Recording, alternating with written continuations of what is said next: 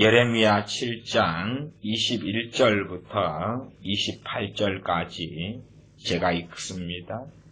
만군의 여호와 이스라엘의 하나님이 이같이 말씀하시되 너희 희생에 번제물을 아울러 그 고기를 먹으라. 대저 내가 너희 열조를 애굽 땅에서 인도하여 낸 날에 번제나 희생에 대하여 말하지 아니하며 명하지 아니하고 오직 내가 이것으로 그들에게 명하여 이르기를 너희는 내 목소리를 들으라. 그리하면 나는 너희 하나님이 되겠고 너희는 내 백성이 되리라. 너희는 나의 명한 모든 길로 행하라.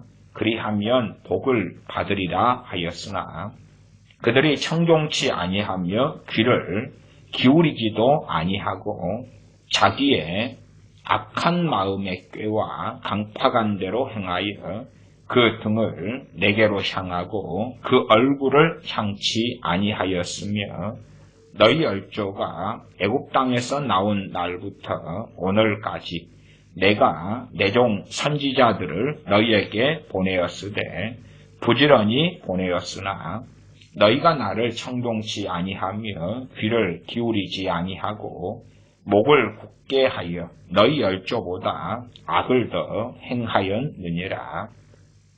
너가 그들에게 이 모든 말을 할지라도 그들이 너를 청종치 아니할 것이요 너가 그들을 불러도 그들이 내게 대답지 아니하리니 너는 그들에게 말하기를 너희는 너희 하나님 여호와의 목소리를 청종치 아니하며 교훈을 받지 아니하는 국민이라 진실이 없어져 너희 입에서 끊어졌다 할지니라. 아멘.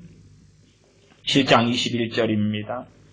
만군의 여호와 이스라엘의 하나님이 이같이 말씀하시되 너희 희생에 번제물을 아울러 그 고기를 먹으라. 이스라엘 백성들은 하나님을 섬기는 진실함에서 떠나 또한 이 유다 백성들은 하나님을 섬기는 진실함에서 떠나 제사 중심의 신앙으로 바뀌었습니다. 당연히 제사는 하나님께서 명령하신 것입니다. 그러나 그보다 하나님께서 먼저 명령하신 선행이 있다 그 말, 선행. 먼저 말씀하시며 요구하신 중심이 있는 것입니다. 예를 들어 주님께서 마태복음 28장에 너희는 모든 족속으로 제자를 삼아 아버지와 아들과 성령님의 이름으로 세례를 주고 내가 너희에게 가르쳐 분부한 모든 것을 지키게 하라. 볼지어다 내가 세상 끝날까지 너희와 항상 함께 있으리라. 그렇게 말씀하셨습니다. 아버지와 아들과 성령님의 이름으로 세례를 주라. 그러니까 이제 외면적으로 세례가 중요하구나. 세례만 열심히 주면 되는 거 아니야? 고린도전서 1장으로 가니까 사도 바울이 내가 스데바나 집 사람들 외에는 세례 주지 아니한 것을 감사한다. 오히려 우리가 전파하는 건 세례가 아니다. 사람들이 점점점 종교화될수록 뱃속과 심령을 감찰하신 하나님 앞에 사는 것보다 외형으로 빠지는 것입니다. 외면으로 빠지는 것입니다.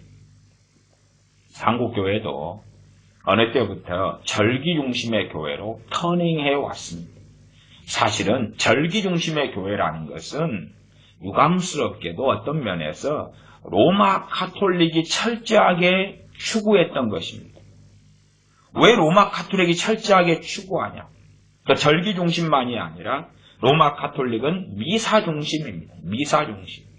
실제로 미사는 성찬식을 변질시킨 것입니다.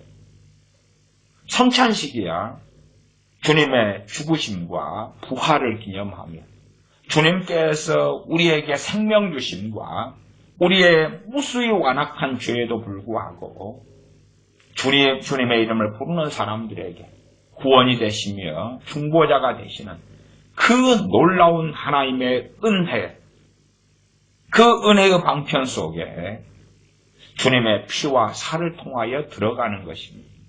그러면 이를 행하여 주님의 죽으심을 주님의 오실 때까지 증거하는 것이 성찬입니다.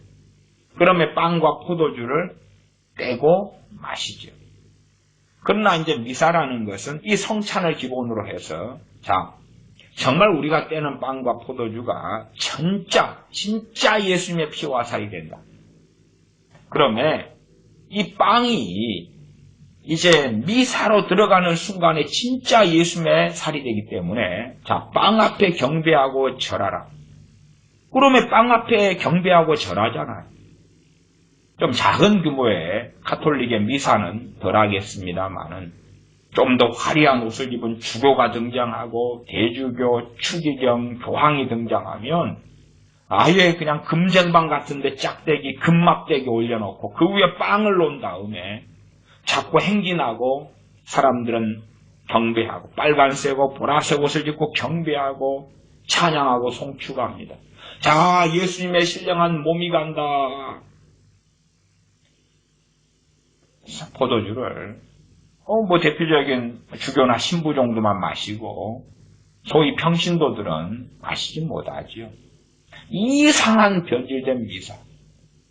그러니까 예배의 중심이 말씀이 안 되고 그러한 사람 눈에 보이는 종교의식이 된다 그 말이에요.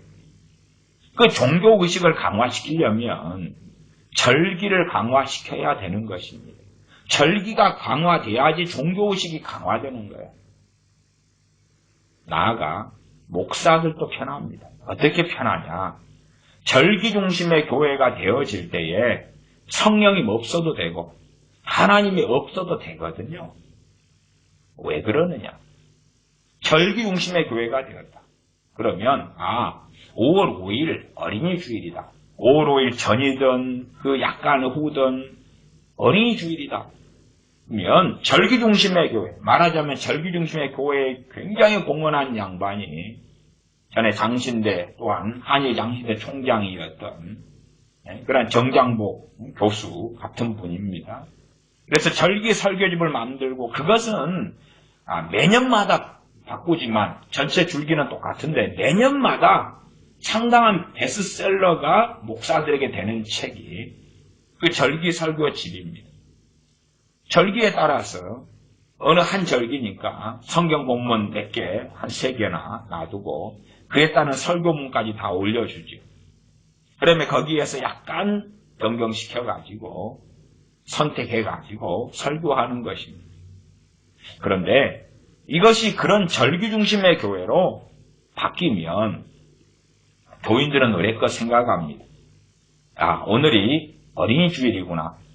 그러면 작년에 하는 목사님이 했던 설교가 거의 대부분 조금 바뀌지만 그대로 전해지겠구나 기대해야 합니다.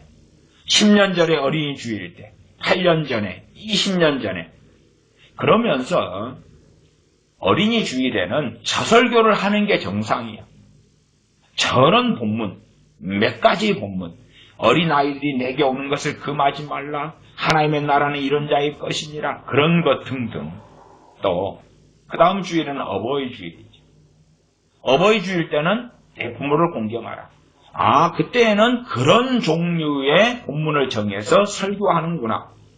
성령 강림절, 요에스 2장이나 사도행전 2장이나 그 본문 가지고 하는 거야. 종교개혁 주간, 6.25 주간, 부활절, 고난주간. 고난주간 되면 주님의 이 십자가에 달리시기 전에 전주에 있었던 일들을 가지고 특별 새벽 기도를 하면서 그런 본문들을 가지고 하고 그런 식으로 해서 부활절이면 부활절 관련된 말씀 또 십자가의 가상실현 그렇게 절기화되니까 주님의 십자가에 대한 말씀은 1년에 그 고난주간 정도에만 설교하는 거예요. 고난주간 정도에. 그때를 벗어나서 말씀을 증거하면 좀 이상한데 이때는 지금 때가 아니잖아. 성령 강림절 때 되니까 성령님에 대한 본문 몇 개를 가지고 그 중에 골라가지고 설교하는 거예요. 그러면 한 20년 신앙생활 한 사람은 성령 강림 주간을 20번을 보냈을 거 아니에요. 했던 거 그대로. 그리고 성령님에 대한 설교가 성령 강림 주간이 아니라 딴 때 전해지면 좀 이상한데? 좀 낯설어. 추수감사절을 20년을 보내왔다 그러면 추수감사절 때는 수확하는 거, 수장절, 아니면 일반적으로는 감사하라. 범사에 감사하라. 감사설교. 하나님께 감사합시다. 우리의 수확과 우리의 자녀들과 가정과 소득과 생명과 건강과 우리가 누리는 복에 대하여 감사합시다. 감사. 그래서 추수감사절 20년 보내면 감사설교를 기본 한 20번을 듣는 거죠. 그리고 그것이 자연스러운 거예요. 절기 중심의 교회가 되니까 이번 주일에는 대충 이런 설교가 나오겠다. 이런 설교를 하겠지. 다 예측 가능한 범주 속에 들어가 버리고 말아요. 그러면 목사들은 얼마나 편합니까? A라는 교회가 규모가 좀 큰 교회가 있습니다. 규모가 큰 교회니까 교회 안에 장례식이 아주 많지요. 그래서 상조부서가 있어요. 항상 장례장에 가서 잠시 세상에 내가 살면서 찬송 불러주고 장례 예배에 참여하고 입관 예배, 하관 예배, 발인 예배, 장례 예배 참석하는 장례 부서원들이 있어요. 그리고 이제 큰 교회면 장례 예배나 하관 예배 정도만 담임 목사가 하고 나머지는 부목사들이 가서 하죠. 교인이 한 1000명만 돼도 돌아가시는 사람들은 아주 많거든요. 어쨌든 그런데 장례 그 위원들이 생각해요. 왜 장례식 때마다 담임 목사님이나 부목사님이 설교하는데 20년이다 그러면 거의 똑같은 설교만 하거든요.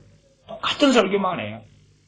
하관 예배다 그러면은 하관에 관한 창세기 50 몇 장에 있는 또 요셉의 뼈, 요셉의 죽음 그런 본문들 있어요. 그걸 가지고 20년 내내 주구장창 그것만 해요. 근데 그 장례위원들은 이상하게 생각하지 않아요. 거꾸로 그때의 그 본문과 그 설교 내용으로 어떤 목회자가 그 본문이 아닌 걸로 설교하면 이상하다고 생각해요. 왜? 당연하게 장례식 때는 이 본문을 가지고 설교하는 게 정답 아니었어?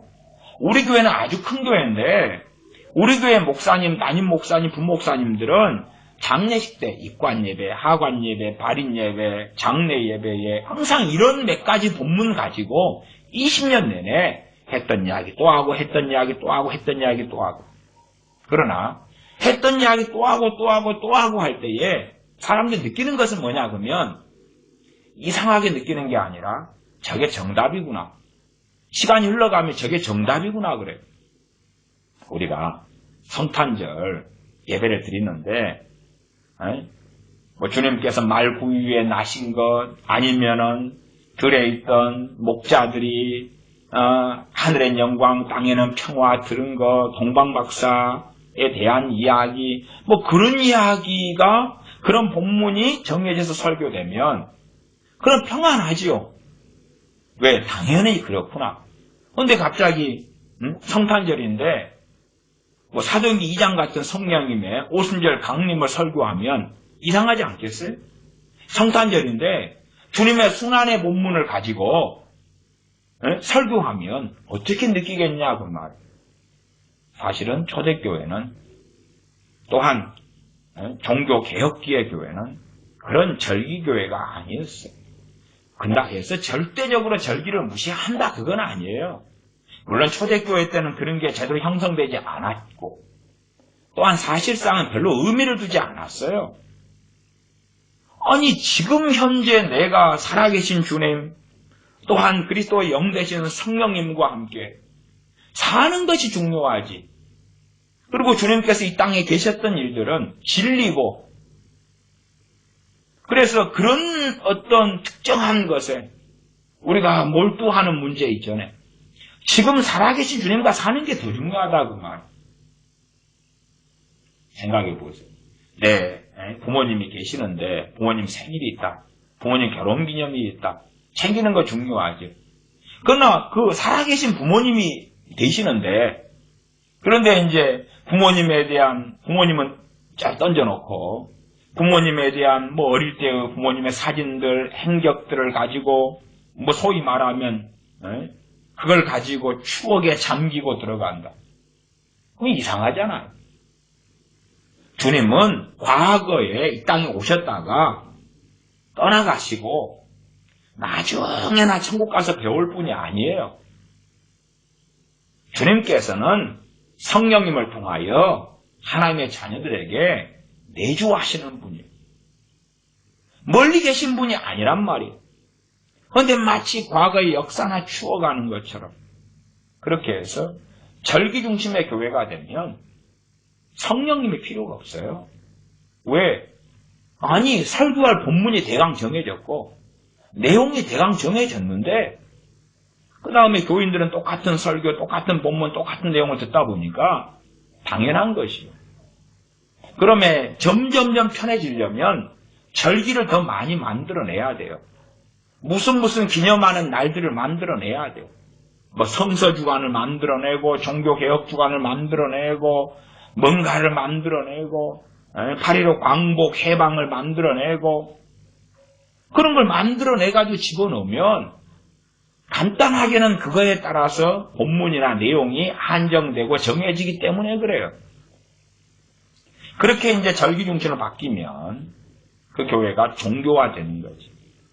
그것처럼 유다 하나님의 백성들이 얼마나 종교화되기 좋은 게 있냐 그러면 성전과 그리고 제사라는 것이 있다 그 말이에요.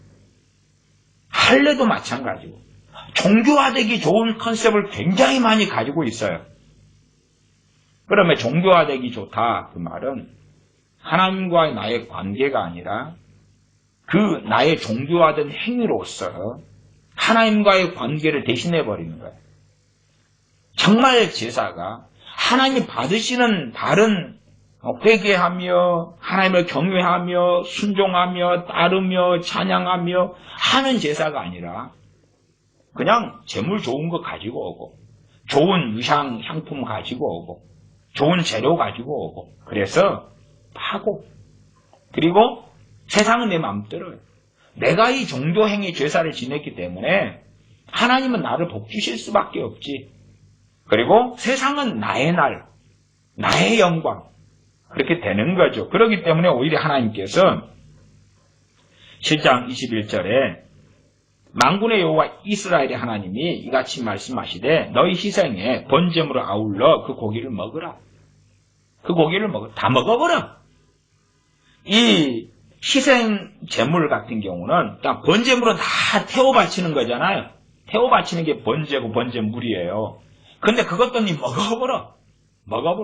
나한테 태워 바쳐가지고 내가 받았다. 희생은 희생 제물입니다.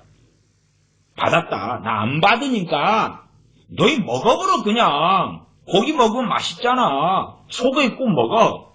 번제물로 태워가지고 나한테 바쳤다. 그리고 그 쇼하지 말고 너희 갖다 먹어. 왜? 나 안 받으니까. 그거 쓸모없는 일이니까. 너희 희생의 번제물을 아울러 그 고기를 먹으라. 번제 말고 일반 희생제물이 있어요. 희생제물은 속죄제, 속건제, 화목제 이러한 제물들 먹어. 그건 주로 이제 누가 먹도록 되냐 그러면 제사장들이 먹도록 되고 그에 때로 가족들까지 포함도 되는 것도 있고요. 그렇게 되는데 주로 제사장들인데 먹어보러. 너희들 제사로 온 너희들 있잖아. 그거 하나님께 드린다고 바친다고 하지 말고 그거 먹으라 그 말은 쓸모없다. 그러면서 그 이유를 설명해 주셔요. 그것이 22절입니다. 대저 내가 너희 열조를 애굽 땅에서 인도하여 낸 날에 번제나 희생에 대하여 말하지 아니하며 명하지 아니하고 말하자면 번제나 희생에 대해서는 나중에 언제입니까? 나중에 시내산에 도착해가지고 십계명을 먼저 주셔. 십계명이에요, 그것도. 십계명에는 제사가 없잖아요. 그리고 이제 구체적으로 율법의 내용들이 나올 때에 제사 제도가 거기에서 나오죠. 거기에서 하나님 말씀 전달돼요. 말하자면 순서가 있다 그 말이에요. 순서가. 무엇이 중요하고 제사 제도가 안 중요하다는 게 아니라 알맹이가 빠진 껍질은 그게 정상이냐 그 말이죠. 자동차가 너무 좋은 자동차가 있는데 알맹이가 하나도 없어요. 겉은 그냥 외제차 아주 비싼 차인데 엔진도 하나도 없고 안에 인테리어, 자동차 안에 의자, 핸들 아무것도 없어요. 야, 그것은 야 멋진 차인데 야 타고 가자. 그리고 차문을 열고 앉았더니 의자도 없고 핸들도 없고 본네트를 열었더니 엔진도 없어요.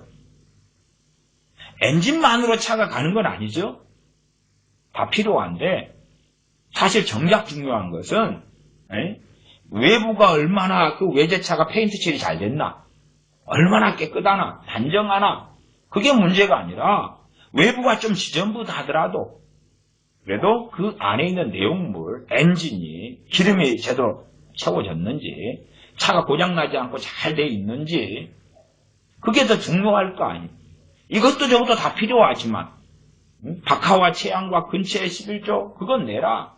근데 율법에 더 중한 바 인과 의와 신은 버렸도다. 이것도 행하고 저것도 행하여야 할지니라. 그런 의미에서 중요도에 따라서 하나님께서 먼저 말씀하셨다고 말이에요.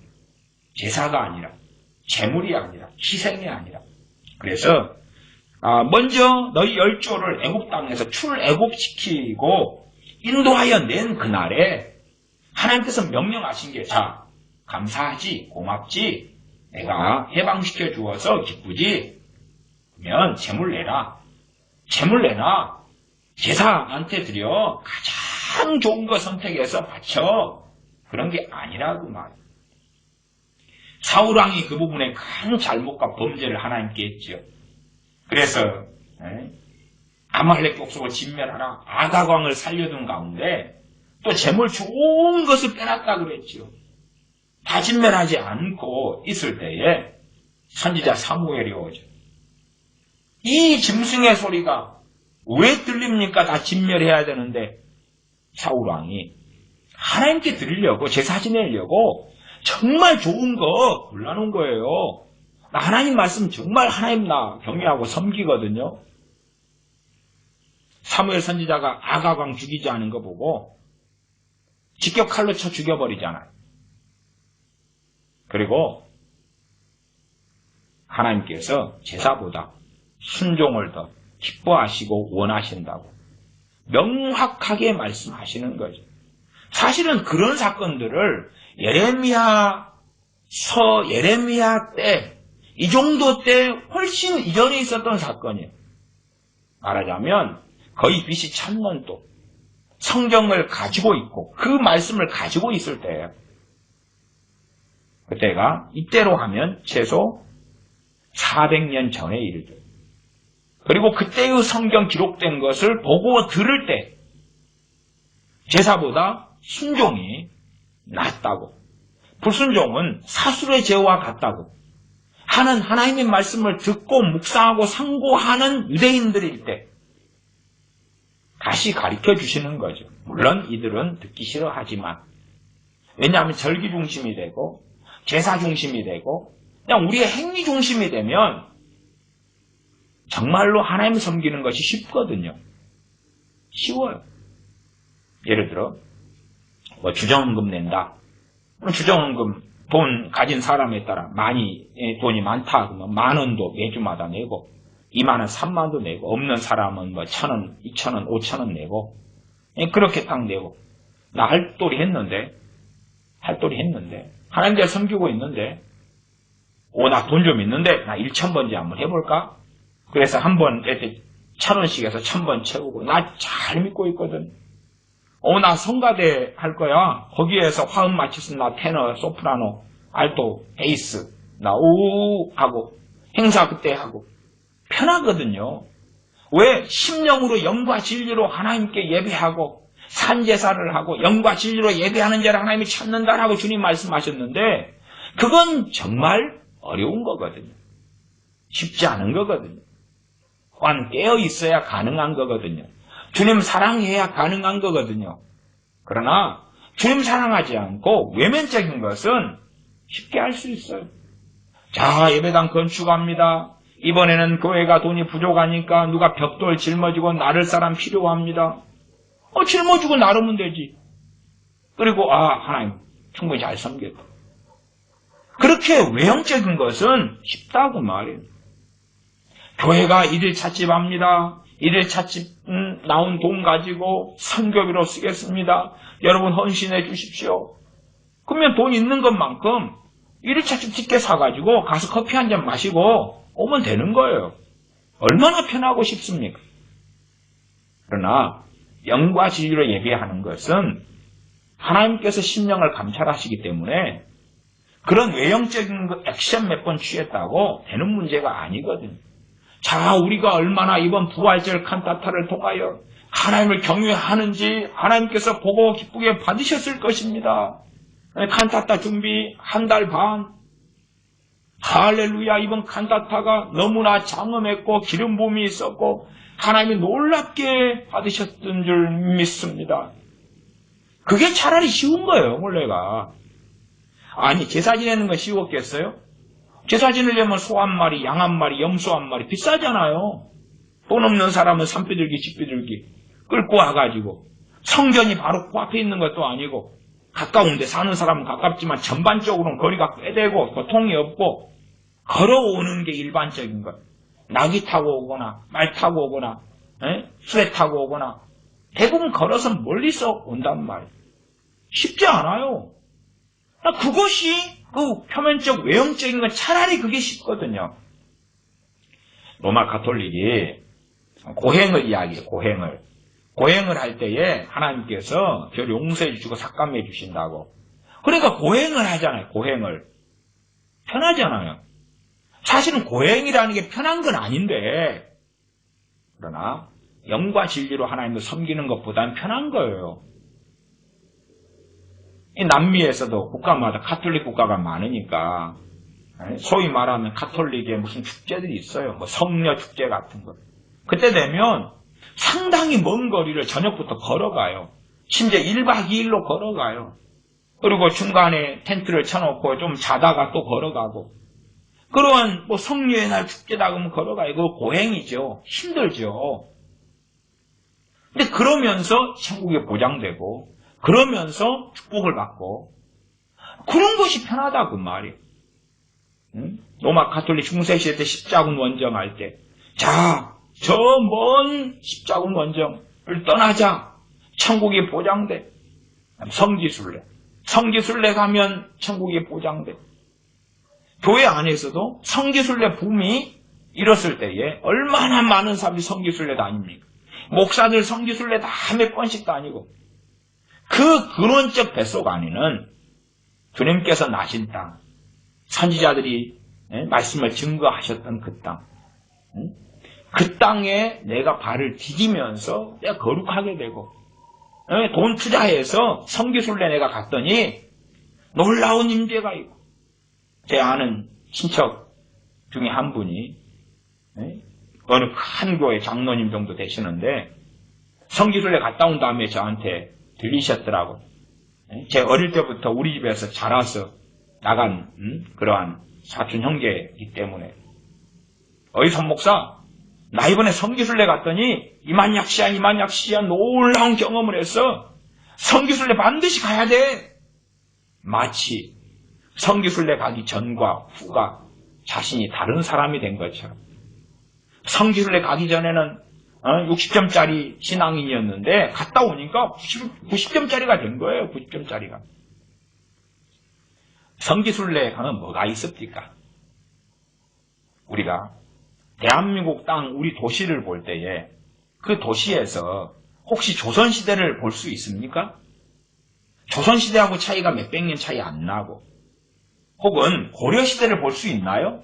어디 유물 구경하러 가면 유물 토기를 좀 보면 까딱까딱 조선시대, 백제시대, 고려시대 이런 걸 썼구만. 그러겠지요. 그러면 유물이 전시된 박물관이 고려시대처럼 조선시대처럼 보입니까? 도대체 우리가 대한민국에 살 때 거기에서 야 고조선시대가 어떻게 생겼나? 알아요? 몰라요? 모르지요.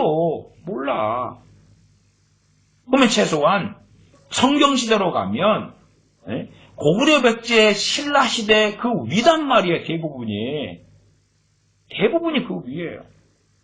삼국통일 연수하고 NAD고 신약성경 최소한 요한계시록까지 냈을 때에 AD 100년 정도에 끝나고 그런데 그리고 아브라함 때로 가면 4000년이 넘는 그 과거란 말이에요. 근데 거기에 가가지고 한 나라의 시대가 바뀌고 전쟁이 벌어지고 그러면 과거에 있던 것은 다 무너지고 없어져요. 사실은 성기순례 가는 것이 미안한 이야기입니다만은 감성에 빠져드는 거예요. 거기에 무슨 말구유교회 그때 그게 있었던 게 아니잖아요. 그냥 자기들이 치장하고 멋지게 만들었잖아요. 그때의 주님 누이신 구유가 똑같은 게 있어요 거기에? 그냥 거기다 구유교회 하나 만들어놨지. 아니면 저기 시나이 반도에 가면 거기에 시내산? 시나이 반도는 언제나 애굽 땅이었어요. 이집트 땅이었어요. 그게 무슨 시내산이 있어요. 그러면 출애굽을 안 한 건데 홍해 건너기 전인데 어디 지도를 이상하게 그려놔가지고 거기 이집트에 시나이 반도에 시내산이 있어서 거기 가니까 놀라운 하나님 임재가 있고 그 시내산 앞에서 하나님께 우리가 헌신하는 기도를 했고 쇼하시오들 마셔. 착각하시오들 마셔. 그냥 거기 가면 흔적의 짓거리만큼 볼 수 있을지 몰라도 아무것도 없어. 아무것도 없어. 이게 고대 유적지를 우리가 텔이라고 그래, 텔. 그래서 고대 유적이 이스라엘 땅에 많아요. 그렇기 때문에 고대 유적이 있는 지역을 명칭을 텔이라는 명칭을 붙여요. 저기 해변으로 팔레스틴 해변으로 가면 텔 아비브가 있어요. 여기도 동성애 많이 하지. 팔레스틴에서 그 예루살렘 또 이스라엘이 동성애 많이 하는 알아주는 국가란 말이에요. 동성애자들의 집결지 중에 하나의 전 세계에서. 어쨌든 텔 아비브 보면은 텔이라는 것이 한 도시가 이렇게 폐허되면 그 위에 새로운 도시를 지어요.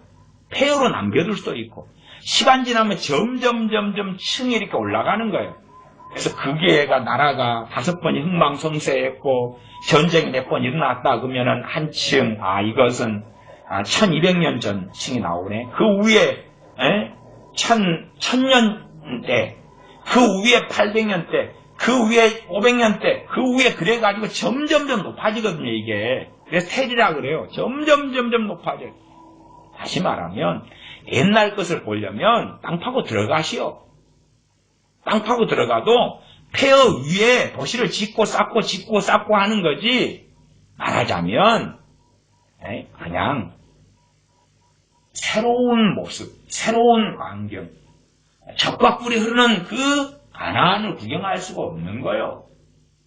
나무도 새 거고 도시도 새 거고 뭔가가 있다 그러고 관광객 유치를 하고 돈 벌려고 이스라엘이 방주하고 있는 거예요. 이스라엘은 기독교인들 정말로 싫어해요.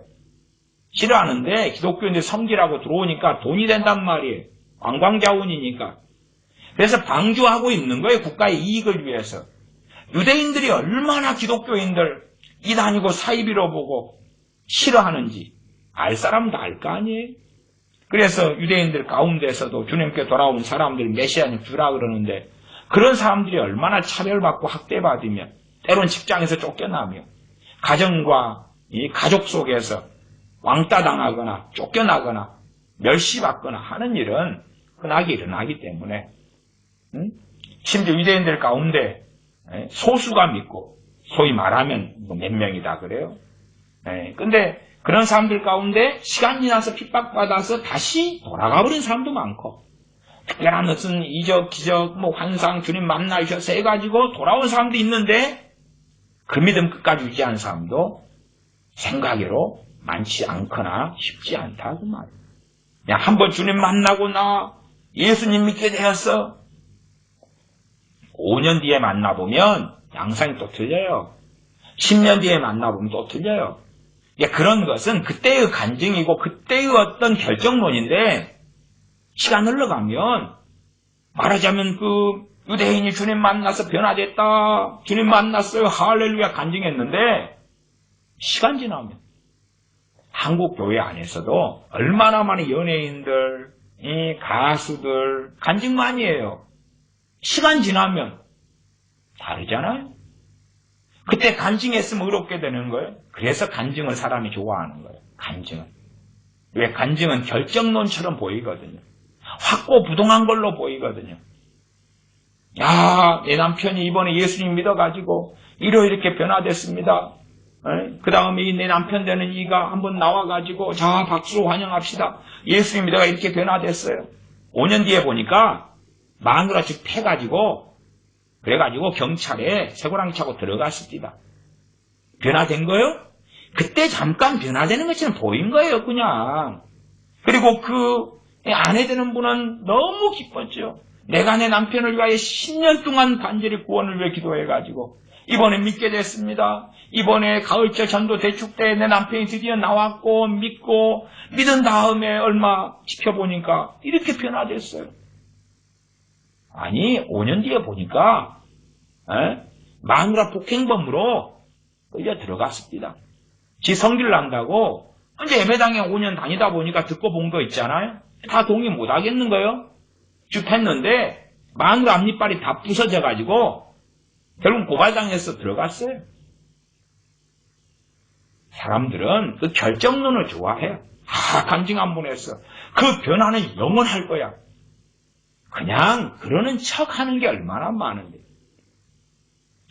어쨌든 성지순례를 탁 가면 그러면은 내가 가면 가기 전에 내가 아니다. 갔다 온 다음에 나는 다른 사람이야. 많은 사람 신학교를 다녀요. 그러면서 스스로 믿거나 혹은 이상한 믿음을 강요돼요. 무슨 말이냐 하면 신학교만 나오면 믿음이 업그레이드 돼 있고 달라져 있어. 왜? 신학교 가면 보통 신앙생활 했을 때 들어보지 않은 것을 듣거든요. 들어보지 않은 것. 전혀 구경하지 못했던 새로운 신세계를 발견하는 것 같거든요. 신대륙을 발견했다 하는 것처럼. 전혀 그런 것들이 책들이 있어. 그런 신학자가 있어. 그렇게 말한 사람이 있어. 그런 걸 들어요. 와, 그래서 신학교를 나오면은 내 신앙은 업그레이드 되어 있을 거야. 전혀 그렇지 않죠. 대부분은 미혹 속에 빠지고 들어가서 처음 신앙, 처음 사랑도 잃어버리죠. 그리고 목사 안수를 받으면, 목사가 되면, 심지어 선교사가 되면 나는 더 업그레이드 되어 있을 거야. 나는 목사 안수 받으면서 다른 사람이 되었어. 그런 망상에 젖어 들어가고 그런 주장을 하는 사람도 많아요. 그 세세원 씨 과거에 이혼한 그 부부였던 서정희 씨 그런 사람들 그런 사람 서정희 씨도 저기 기독자유당에 거기에서 막 선거 운동하고 거기서 뭐 하고 하잖아요. 근데 거기도 와, 내 남편 목사가 되었어. 서정희 씨가 해가지고 남편 서세원 씨 목사까지 만들었어. 와, 간증하고 다니고 어찌 됐나요? 맨날 주 맞다가 폭행당하다가 결국 이혼했잖아요. 저는 서정희 씨 직접 만났어요. 옛날에. 그래서 큐티책 사인해서 할 때 제 이름 써가지고 그렇게 받았어요. 서울의 제자들 교회 정삼진 목사님 교회인가 거기에서 얼마나 그때 내 이 고난을 통과하면서 이 큐티를 하면서 오늘 교회 교인이에요. 큐티를 하면서 그래서 이 고난을 통과해서 이 아름다운 서세원이 진짜로? 진짜로? 착각이었죠. 착각이었지. 응? 사람들은 그런 환상에 젖어들기를 좋아하니까 눈에 보이는 어떤 것, 성지순례 같은 것, 또 로마 가톨릭 같으면 성상에 맨날 입 맞추고 성화를 향하여 십자성으로 긋고 기도하고 문제는 그런 것과 양상이 다를지는 몰라. 교회 안에서는 그런 게 계속 만들어져 가요. 전에도 제자훈련만 다 받으면 그러면 굉장히 위대한 사람, 제자훈련 꼭 하는 목사님, 제자훈련. 그 사실은 그냥 답찾기, 책도 미안합니다만은 별 내용도 없는 거. 왜냐하면 그 제자훈련의 원조가 CCC고 그거 출신이시고 저도 그 출신이기 때문에 내용 별로 없는 것 몇 년에 걸쳐 다 알죠. 다 알아요. 그런데 그것만 하면 고급 신앙, 고급 신자, 정말 주님의 제자가 된 것처럼 착각하고, 그래 한국교회 전체 퍼져나가고, 그러다가 약발 떨어지죠. 왜 약발 떨어지는지 아세요? 해봤더니 그때는 뭐 된 것 같은데 시간 흘러보니까 감스럽게 아무것도 없거든요. 아무것도 없어요. 그 다음에 이제 한국교회를 사로잡았던 게 뭐예요? 별게 다 사로잡았어요. 내적 치유네, 상담이네, 가계 저주네, 뭐 그런 것들. 그 다음에 가정사역이네, 가정회복이네, 아버지 학교, 어머니 학교, 그런 것들. 그리고 굉장히 심각하고 무서운 걸로 영성훈련. 영성훈련 센터들이 엄청 많이 생겨가지고 영성훈련 3년, 1년 받으면 위대한 사람이 된다고. 제 고향에서도 그 유명한 영성훈련 단체가 광주에 있어서 또 서울에도 있고 그럽니다. 누구라고 말하면 다 알만한 사람들이에요. 그 영성훈련 단체에 한 번 모이면 몇천 명씩 모여요. 제 고향 도시에서도 목사들만 해가지고도 기본 매주마다 수십 명 이상이 다녀요. 저도 함께 따라가 봤어요. 이게 자기들은 정말로 에녹 선지자. 그들은 다 그렇게 믿고 있더라고요. 그 수천 명이. 거기는 신앙의 단계를 뭐 10단계인가 12단계. 오래돼 기억도 잘 안 나요. 근데 그렇게 나누는데 최고 단계가 엘리야 선지자, 에녹 선지자 단계라 그래요. 사도 바울 단계라 그래요. 자기들은 7배 놓고는 다 그 단계에 이르렀다 그럽니다. 다 그 단계에 이르렀다. 12단계가 최종이면 12단계에 이르렀다 그럽니다. 애굽 단계 몇 단계, 그 다음에 광야 단계 몇 단계, 가나안 단계 몇 단계, 그 가나안 단계 최종 단계, 그 다음에 자기들 가운데 일부가 그 단계 아래 단계라 그럽니다. 그러면 소위 말하면 아마 그 양반들 다 에녹 선지자처럼 승천해가지고 아마 안 계실 것 같아요. 승천자 반열이다. 그렇다고 말이에요. 승천해가 가버리셨겠지. 어디 뭐 광주에 있고 전라도에 있겠어요. 그 전라도에 있는 아주 가장 큰 영성훈련 단체거든요. 거기에서 이제 매주마다 다니면서 배워요. 목사들이 배우고, 제가 함께 간 목사님들은 다 졸업생들이에요. 졸업생들. 거기에 3년 다 배운 사람들. 그래서 어느 날은 다니는 사람들이 모이는 날이고, 어느 날은 다 합쳐서 모이는 날. 졸업생하고 지금 다니는 사람과 다 합쳐서 모이는, 광주에 있는 굉장히 큰 교회예요. 그러니까 거기에 사람들이 수용이 되죠. 어떤 집단 광증에 빠져 있는 것 같아요. 그리고 거기에 영성훈련 졸업한 사람들 가운데 저희 동네에서는 상당수가 영성훈련 3년 마치고 졸업생들인데 신천지의 세력을 불려준 사람들. 신천지에 다수가 빠졌다니까. 그래서 그 영성훈련 다닌 사람들이 신천지에 가담하기 전까지는 저희 동네 신천지가 한 50명이었는데 그 다음에는 500명, 600명이 됐어요. 건물까지 잘 지었어요. 그 가담한 그 사람들이 자기 교인들 끌고 들어오고 그랬는데 그 사람들이 장로 권사라. 영성훈련 한 사람들이. 제가 그때 교회를 개척 시작했을 때인데 개척 멤버 중에 한 양반이 거기 영성훈련 갔다 온 사람의 소위 전도를 받고 개척 교인으로서 함께 있다가 그러다가 신천지로 들어갔어요. 그리고 이제 알아봤어요. 제가 담임 목사니까. 무슨 일이 벌어졌는가. 알아봤는데 그 영성훈련과 거기에 나온 장로 권사가 했던 짓이라. 그게 뭔 이야기예요? 영성훈련 다니면서 그것이 광범위하게 퍼져나갔어요. 유행처럼. 영성훈련 나오면은 막 뭔가가 된 것처럼. 차라리 그게 좀 편하고 싶죠. 뭔가 되는 것처럼 보이는. 그러한 시스템, 그러한 모양이 한국교회를 그대로 휩쓸고 돌아가요. 또 애언 막 유명해지니까 마치 멋지고 좋은 애언 한 분만 받으면 하나님이 인침을 받은 것 같잖아요. 내가 너를 세웠노라. 내가 너를 선택하였노라. 내가 너를 통하여 큰 영광을 받겠노라. 애언 한마디 멋진 거 받으니까 면죄부 받고 뭔가 된 것 같고 그러니까 그 애언 받으려고 쫓아다니는 거 아니냐 그 말이에요. 그런 애언 받는 건 중요하고 이 하나님의 말씀은 별로 중요하지 않지요. 그 애언은 내 개인에게 해주면서 뭔가가 있게끔 뭔가가 되게끔 감동을 주는데 하나님 말씀은 안 그렇잖아요. 오히려 책망이 얼마나 많습니다. 지금 예레미야 가서 7장을 하고 있는데도 여기에서 위로가 되는 게 어디서 나옵니까? 전부 다 하나님의 진노, 진멸, 심판, 회개하고 돌아서는 것, 너희가 잘못된 길에 있다는 것, 다 그런 말씀 아니에요. 그러면 읽고 싶어요? 듣고 싶어요? 나는 의롭고 옳고 깨끗한데 내가 뭐라고 이 예레미야 말씀과 관계가 있다고 생각하겠느냐 그 말. 관계없어. 관계없어. 하나님께서 22절에 애국 땅에서 인도하여 낸 날에 번제나 희생에 대하여 말하지 아니하며 명하지 아니하고 뭘 먼저 말씀하셨느냐 23절 오직 내가 이것으로 그들에게 명하여 이르기를 너희는 내 목소리를 들으라. 내 목소리를 들으라. 하나님께서 하신 말씀을 듣고 청종하고 순종하라 그 말이. 그게 먼저다 그 말. 내 목소리를 들으라 그 말. 우리가 십계명의 말씀을 볼 때도 내 목소리를 들으라 하는 가장 기본이 십계명 아니에요. 하나님을 섬기는 것. 새긴 우상을 만들지도 말고 절하지도 않는 것. 여호와 이름을 망령되이 일컫지 않는 것. 망령되이 일컫지 않으니까 헛된 맹세를 하나님을 걸고 하지 않는 거죠.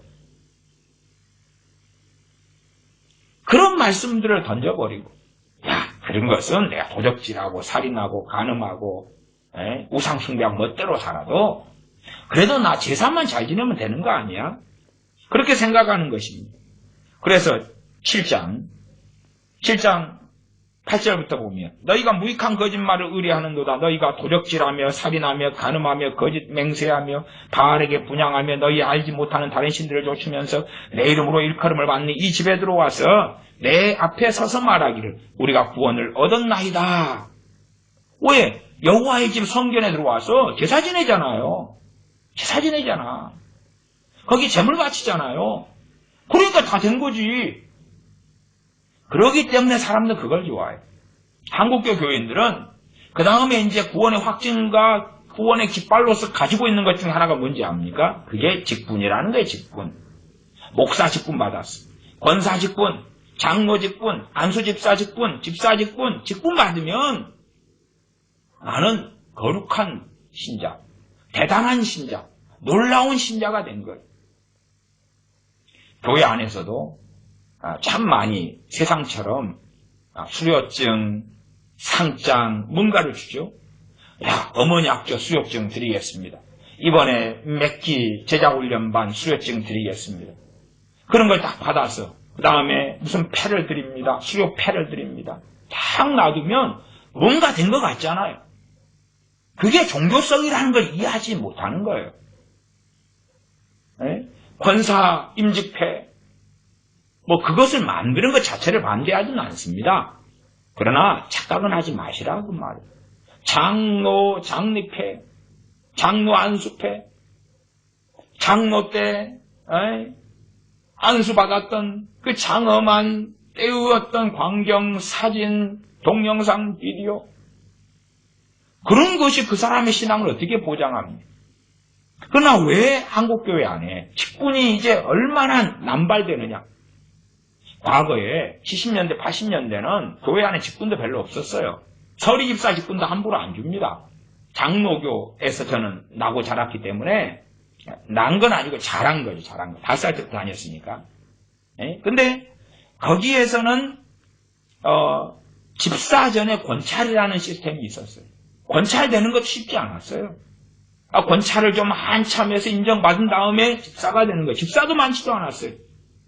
그래서 권사님이다 그러면 아주 적은 숫자였고 신앙의 믿음의 선배고 존경의 대상이었어요. 장로인 되는 건 당연히 굉장히 어려웠죠. 그러나 지금은 권사님? 심지어 어떤 교회 가면 예배당 주일날도 나오지 않는 사람인데 권사님이라요. 교인의 여자 교인의 성인 여자 교인의 절반이 권사인 교회도 있어요. 얼마나 놀랍습니까? 직분 그대로가 신앙의 수준이라면 아마 한국 교회는 교회채로 들림받아 천국 가버릴 것 같아요. 교회채로. 이제는 집사, 권사, 장로는 발이 칠 정도로 다예요. 다, 전부 다. 얼마나 많은지 몰라요. 얼마나 많은지. 문제는 그 직분이 자기 신앙이라고 생각합니다. 직분이 신앙. 나 권사고 장로니까 아니 나 같은 사람이 천국에 안 들어가면 누가 들어가? 우리가 구원을 얻었나이다 하느냐? 내 앞에 서서 말하기를. 그게 7장 10절이었죠. 이는 이 모든 가증한 일을 행하려 함이로다. 멋대로 살기 위해서 나 구원받았다. 감사합니다. 찬양합니다. 우리를 구원하신 하나님께 영광을 돌려드립니다. 우리를 구원하신 하나님께 이 시간에 우리가 모여서 예배합니다. 영광을 받으소서. 그런 대표기도 하지요.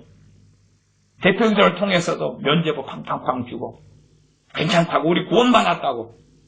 단지 조금의 우리가 무슨 흠이 없냐, 잘못이 뭐 없겠냐, 우리가 지금 완벽하겠냐, 그런 부분에서는 또 오늘 예배 드리면서 또 잘못했다고 하자. 그렇게 가볍게 지나가는 거다 그 말이에요. 상처를 싸매어 주는데 중상이고 죽어가는데 심상 가볍게 여겨가지고 벨밴드 붙여주는 거지요. 하나님께서는 그들에게 제일 먼저 요구하신 것, 출애굽한 이스라엘 백성에게 제일 먼저 요구하신 것이 너희는 내 목소리를 들으라.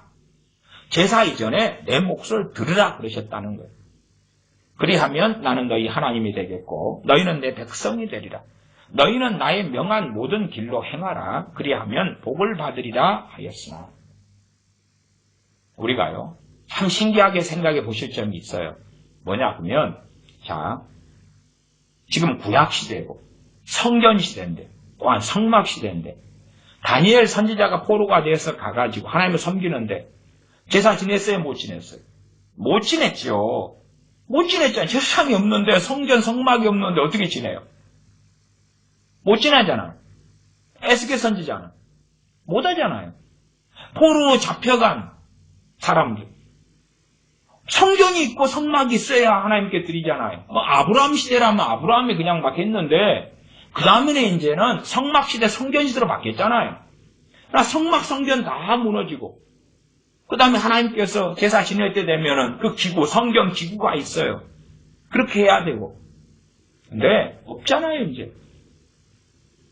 그들에게는 성전만 세워져 있으면 우리식으로 하면 예배당만 세워져 있으면 우리는 하나님 받으실 거라고 생각합니다. 그러니까 포로기 때 하나님께서 치워버리고 막 살려버린 거 아니에요. 아니면 하나님이 그렇게 하실 수도 있는 거예요. 에스겔 선지자나 다니엘 선지자에게 자 너희가 지금 거주하고 있는 그 바벨론의 그 땅에 작게라도 성전 지어. 우리식으로 하면 예배당 지어. 성전 지어. 다니엘 선지자 너가 그거 집례해가지고 제사 지내. 에스겔 선지자 너가 집례해서 제사 지내. 응? 그 다음에 포로 잡혀와가지고 제사장 레이기파 사람 별로 없네. 그러면 일단은 누구 다 제사장 삼아가지고 이제 단일하고 하나 만들 필요가 뭐 있어? 아무데나 다 만들어. 그게 아니라 어떻게 변합니까? 회당으로 변하죠. 회당. 회당은 뭐예요? 말씀을 읽고 낭독하고 듣고 배우는 걸로 바뀌는 거예요. 이 이스라엘 백성들을 하나님이 계속 보시니까 성전이라는 게 있으니까 그것이 자기의 영광이 되고 그게 마치 자기의 신앙이 되고 거기에서 있는 어떤 행위들을 제사를 지내고 행위들을 하는 것을 자기들의 구원의 확증과 증거와 명분으로 삼고 가톨릭 교인들이 십자성구 막 긋고 묵주 돌리잖아요. 그렇게 하니까 그 행위가 있으니까 담대한 거 아니에요? 못해도 천국 지옥 말고 연옥을 만들어가지고 연옥은 들어갈 거야. 걱정할 거 없지. 거기에서 또 나 천국 갈지도 몰라. 묵주 엄청 돌렸거든. 가톨릭에서 만든 소원들 같은 데 가면 거기에는 묵주 놔두고 묵주 돌리잖아요. 어떤 묵주는요. 그냥 굉장히 큰 묵주도 있어요. 무겁고 큰 묵주를 앉아가지고 방을 차지하고 있는 묵주를 돌리는 거예요. 그럼 그것을 돌리면 힘들죠. 땀나고. 아마 다이어트 때 운동될 것 같아요. 아니면 디스크 걸리지도 모르죠. 근데 그것을 몇 바퀴로 돌리면 밀어가지고 힘이 되는 거예요. 소위 고행이잖아요. 아니면 예수의 기도라 해가지고 주 예수 그리스도시여 나를 불쌍히 여기소서. 그걸 갖다가 몇 번, 1000번 하느냐 10,000번 하느냐 그런 것입니다. 나의 명한 모든 길로 행하라. 그리하면 복을 받으리라 하였으나 23절 끝에 24절 그들이 청종치 아니하며 귀를 기울이지도 아니하고 자기의 악한 마음에 꾀와 강팍한 대로 행하여 그 등을 내게로 향하고 그 얼굴을 향지 아니하였으며 하나님께 등이 대져 있고 하나님 말씀을 들으려면 하나님 앞에서 얼굴을 향하고 하나님 말씀하십시오. 내가 듣겠습니다가 아니라 하나님께 등을 돌려버리고 그 다음에 얼굴은 다른 데 향한 거죠. 악한 마음에 꽤 강팍한 대로 행한다. 25절 너희 열조가 애굽 땅에서 나온 날부터 오늘까지 내가 내 종 선지자들을 너희에게 보내었으되 부지런히 보내었으나 하나님께서는 부지런히 보냈다. 부지런히 보냈다. 물론 부지런히 보낸 선지자들이 그 이스라엘 백성, 유다 백성 생각할 때에 숫자가 어마어마하게 많지는 않겠죠. 말하자면 하나님이 한 번 보내실 때 선지자 한 1000명을 보내고 그러진 않으셨다고 말이에요. 사실상 그렇게 보내려 그래도 누가 나를 위하여 갈고 할 때에 그 음성을 들을 수 있는 사람이 별로 없는데요. 그러니까 정말 하나님이 경외하는 사람 아모스 같은 목자가 있으면 너 이리 와, 너 가라. 주로 제사장들 가운데서 선지자가 나오는 게 FM적인 건데 그렇게 안 돼버린 거예요. 예레미야 선지자는 FM이에요. FM. 제사장의 아들이자 제사장이지요. 그러니까 FM인데 이사야 선지자 같은 경우는 왕족이 왕족. 자, 너 이리 와. 너 아모스. 아니 이사야 너 가. 아모스 너 가. 그렇게 부르시는 거예요. 하나님께 순종하고 하나님을 알고 경외하는 사람이 있으면 선지자로 보내시는 거예요. 부지런히. 사람들은 그렇게 생각할 거 아니에요. 자, 선지자들이 지금도 많이 있는데 물론 하나님 보낸 선지자가 아니겠죠. 그러나 어쨌든 선지자라고 이제 이스라엘이나 유다나 서로서로 인정해 주는 거예요. 인정해줘. 선지자님이시네요. 요즘식으로 하면 신학교 나와서 목사 한수 받았어요. 목사님이시네요. 주의 종이시네요. 그런 것처럼 항상 선지자는 많았어요. 제사장도 잔뜩 있었고 선지자들도 잔뜩 있었어요. 그러니까 하나님이 보낸 선지자가 끼어들면 잔뜩 있는 그 선지자들하고 말이 정반대고 항상 사람들은 다수의 말을 듣잖아요. 출애굽한 다음에 광야를 지나서 가나안 땅을 정탐할 때에 정탐꾼 대표로 12명이 뽑힙니다. 그 가운데 여호수아 갈렙이 2명이고 나머지는 또 다른 부족의 족장들입니다. 그런데 결국은 의견이 10대 2가 됐잖아요. 10명은 거기에는 정말로 무서운 용사들, 철병거, 거인들, 우리는 메뚜기 같고 그 땅은 우리를 삼키는 땅이고 하나님께서 우리를 죽이려고 하는 것이고 그랬잖아요. 그 다수 10명의 말을 아무리 2명인 여호수아와 갈렙이 말려도 안 듣는 거예요. 안 들어. 어떤 사람만 듣겠어요? 정말 하나님을 경외하는 사람만 알아먹겠죠. 어디에서 참이 나오고 어디에서 거짓이 나오는가를. 그게 선지자들이 보통 때 많아요. 하나님께서 보내봐야 그렇죠. 정말 하나님께서 쓰실 그릇이 있어야 되는데 생기면 보내시는 거예요. 생기면 있으면 보내시는 거예요. 가라고. 지금 에레미야 선지자에게도 나는 아이라 말할 줄을 모르는 아이다. 그래도 아이라 하지 말고 가라. 보내시잖아요. 부지런히. 아이라 하지 말고 가라. 어떤 주석가는 아이라 그러니까 아이 때 혹은 10대 때 선지자 됐을 거라 하지만 그런 것은 아니라고 봅니다. 아니라고 봐요. 한 모대도 한 20대. 그 나이는 정확하게 언제 때 선지자가 부름받았다 그 밝혀지지 않습니다. 그건 없어요. 제가 보는 견지에서는 모대도 20대에 그럴 것이다. 저는 그렇게 본다 그 말입니다. 어쨌든 나는 아이라 그렇게 선지자가 예레미야 선지자가 느끼고 알고 있어요. 가라. 그러면서 아이라 말할 줄 모릅니다. 내 입에 내 말을 두었노라. 그리고 입에 말씀을 담아주시거든. 담아주셔. 하나님은 그런 면에 부지런히 보내시는데 이미 기존에 선지자들이 많아요. 많아서 다른 말을 하고 있어요. 다른 말. 백성들이 듣기 좋아하는 말을 하고 있어요.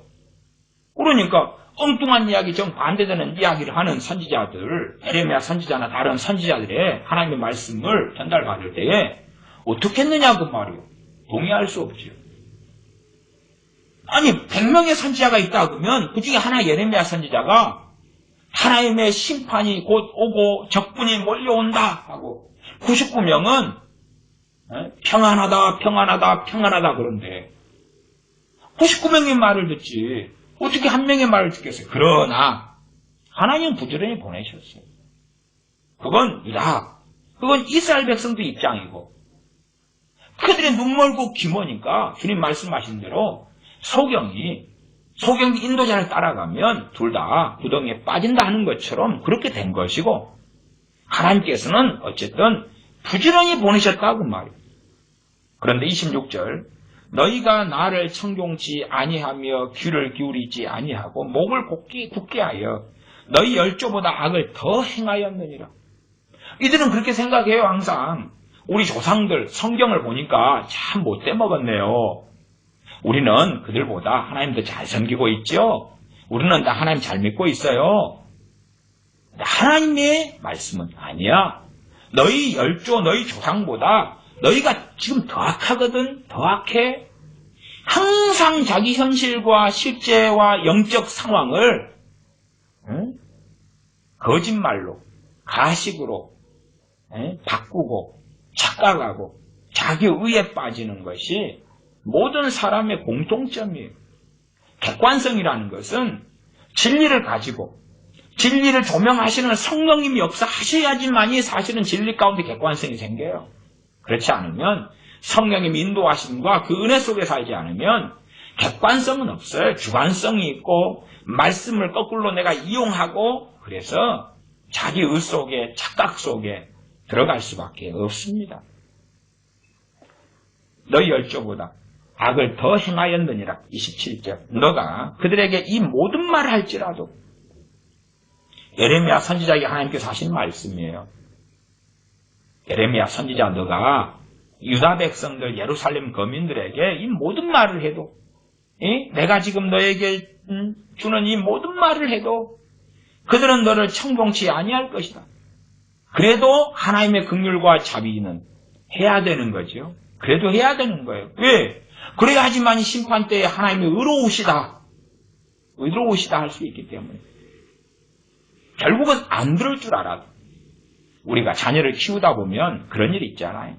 자녀를 위해서 참 공부해야 될 때 공부하라 그래도 자녀는 게임에 빠져서 안 하잖아요. 그래도 부모는 공부가 필요할 때 해라 그래야지 어쩌겠어요. 안 들을 줄 알아도. 그러면 자녀들은 잔소리라 그러는 거죠. 안 들을 줄 알아도. 애가 너무나 군것질을 많이 해가지고 비만이 와가지고 건강에 문제가 생겨가요. 군것질 좀 절제해라. 안 들을 줄 알아도. 그래도 부모기 때문에 할 수밖에 없는 거예요. 안 할 줄 알아도. 그게 어쨌든 최종적인 부모, 나아가 말씀 속에서 하나님의 사랑인 거예요. 말해도 안 들을 거야. 이미 저들은 너무 악해졌어. 너무 강팍해졌어. 너무 목이 곧게 됐어. 안 들어 저들은. 그래도 말해야 돼. 하는 것이지. 너가 그들에게 이 모든 말씀 할지라도 그들이 너를 청종치 아니할 것이요. 너가 그들을 불러도 그들이 내게 대답지 아니하리니. 이리 와보십시오. 하나님의 말씀 좀 들어보십시오. 들은 채도 안 해요. 바쁘요. 듣기 싫소. 또 짜증난 이야기 할라요? 당신 몇 년째요 도대체? 그만 적당히 할 때 되지 않았어? 야, 저 인간 저거 지금 몇 년째 저러고 있어? 늙어 죽을 때 안 됐나? 빨리 죽지? 왜 듣기 싫은 소리를 수십 년간 하고 있어? 최종 맥시멈으로 한 40년 들은 사람은 그때가 이제 40년째면 그때가 멸망 때가 해가 되겠지. 그래도 그전에는 평안하다 하는 거짓 선지자들의 이야기를 듣고 사니까 저 늙은이 정말 노망 안 났어? 한 20대 중반의 사역을 예레미야 선지자가 했다고 가정하면 40년대 되면 60대 중반이고 당시의 나이대는 정말 노인이란 말이에요, 노인. 근데 왜 안 죽어? 적당히 하고 죽지. 그렇게 하지 않았느냐고 말이에요. 안 들어요, 더 이상. 안 들어요.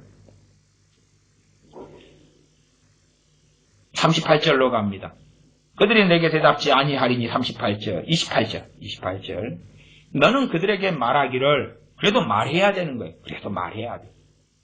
듣지 않는데 말해야 돼요. 너는 그들에게 말하기를 너희는 너희 하나님 여호와의 목소리를 청종치 아니하며 교훈을 받지 아니하는 국민이라. 그걸 이야기할 수밖에 없는 거예요. 말씀을 전해도 청종치 아니하리라. 너희는 교훈을 받지 아니하고 청종치 아니하는 국민이라. 그리고 진실이 없어져 너희 입에서 끊어졌다 할지니라. 너희 입에서 진실은 없어. 너희 입에서 진리는 없어. 너희 입에서 진실은 끊어졌어. 없어졌어. 너희 입에서 끊어졌어. 입에서 끊어졌다는 이야기는 진실은 진리를 이야기합니다. 마음에 있는 것이 입으로 나올 거 아니에요. 마음에 있는 것이. 하나님 말씀이 마음에 담겨져 있으면 이 담겨져 있는 말씀을 기준으로 생각을 하고 판단을 하고 감정을 가지고 쓸데없는 감정, 잘못된 감정이면 물리치고 이 뱃속에 하나님의 뜻과 말씀이 담겨 있으면 이것이 입 밖에 나오고 뱃속에 돈 있으면 입 밖에 나오는 것이 돈. 주님께서 말씀하셨잖아요. 너희 마음에 든 것이 입으로 나옴이라. 너희 뱃속 안에 악독, 악이 온갖 더러운 게 있으니까 그게 입 밖에 나오잖아. 그러면 뱃속 안에, 심령 안에 하나님 말씀이 없기 때문에 그들의 입에서 진리가 끊어진 거다 그 말이에요. 그러면 남는 건 뭐가 있어요? 욕심과 탐욕과 죄악과 거짓이 그들의 입에 있는 것이고. 그러면 뱃속에 있는 걸 확인하려면 잠깐의 가식 속에서는 입의 말을 들어도 알 수 없으나 그러나 충동적으로 행동하는 걸 듣고 충동적으로 말하는 걸 들을 때는 표시가 나죠. 지혜로운 사람은 다 알게 된다 그 말. 최근에 어느 방송에 앵커인가 아나운서인가 그 친구가 술 취한 다음에 지하철에서 여자 다리 사진 찍다가 경찰에 연행됐잖아요. 그 친구가 평상시 하던 말은 뭐예요? 평상시 하던 말은 고상하고 참 여성 여러분, 여성의 날 되면은 여성 여러분, 당신들은 남성이 60% 임금밖에 못 받고 그러면서 애 키우고 뭐하고 고생하고 정말 수고하시고 그러면서 정말로 거룩하고 의롭고 뭐한 양 계속 뉴스 때 방송 때 한 인간이 결국은 술 취하니까 뱃속 안에 숨겨놨던 진심을 지하철에서 드러내잖아요. 그런 것처럼 잠깐은 가시가 위선할지 몰라도 첫째는 하나님을 속일 수 없고 두 번째는 어느 때가 되면 입 밖에 나오는 거예요. 진실이 없어져 너희 입에서 끊어졌다 할지니 기도하겠습니다. 아버지 하나님, 참으로 우리가 영원한 삶을 구하는 하나님의 백성일진데 우리에게 중요한 것, 가장 가치 있는 것, 그것이 바로 하나님 입에서 나오는 모든 말씀이 되게 하여 주시옵소서. 사람이 떡으로만 살 것이 아니라 하나님 입에서 나오는 모든 말씀으로 살 것이니라. 주님께서 말씀하신 대로 하나님의 말씀을 소유하고 가지고 먹으며 또한 마음에 담으며 신비에 새기는 것. 그래서 이 하나님의 말씀을 기준으로 생각하고 마음 먹고 판단하고 또한 기도하고 구하며 하나님의 말씀이 마음에 있어서 이 말씀이 입 밖에 나오며 하나님의 말씀이 마음에 있어서 능력이 있어 이 하나님의 말씀이 우리의 신비에 새겨져서 우리의 탐욕을 부서뜨리고 우리의 정욕과 우리의 거짓과 우리의 악함과 음란을 부서뜨리는 그러한 하나님의 말씀의 능력이 나타나게 하여 주시옵소서. 우리 주 예수님의 이름으로 기도하옵나이다. 아멘.